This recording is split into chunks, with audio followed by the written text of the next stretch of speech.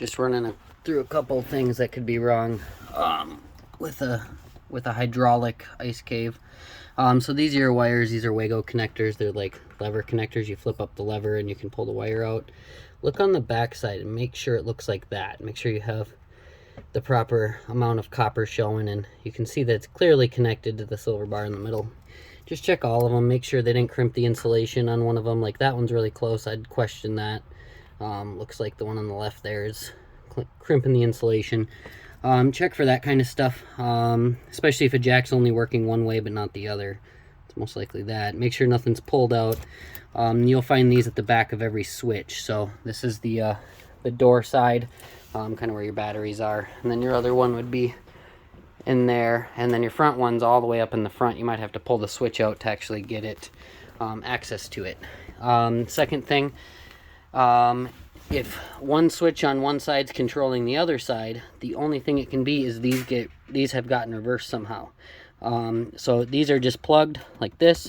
If I take this out and I swap it with this one, now the switches will be opposite. So whatever the plug corresponds with. And now I don't know exactly what corresponds with what, but it's plug and play, so you can mix those up. So you have two here, and there's one more right back here. So they're all part of, a different side of the trailer. So just switch them around until you get them the way you need to operate. And what's nice about this is, let's say a switch fails while you're on the ice, you can take the one that has failed, move a different switch over to that, and now that other switch that is still working will now control that front or rear or whatever jack you need it to control, just to get you off the ice or get you finished up with ice fishing season and get it fixed later.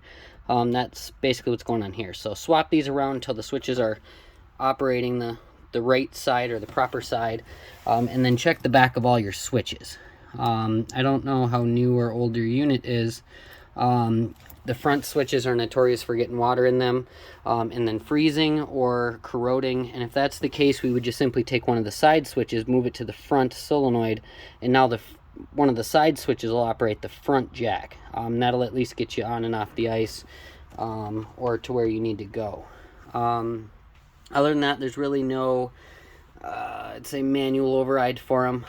There's the potential to spin the pump with a drill, but that's only half of it. We'd still have to energize these wires and get solenoids moving and stuff. So make sure you just check these. You want to make sure that these are connected properly, like so, and then switch these around until you get the proper connection there.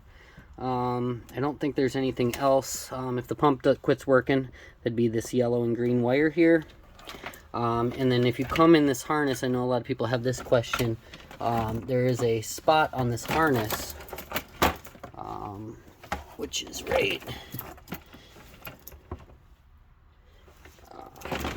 here. So there is blunt cut wires. This is normal. I would suggest capping them off. They don't really do that. They just cut them flush. I would just cap them off with tape or something.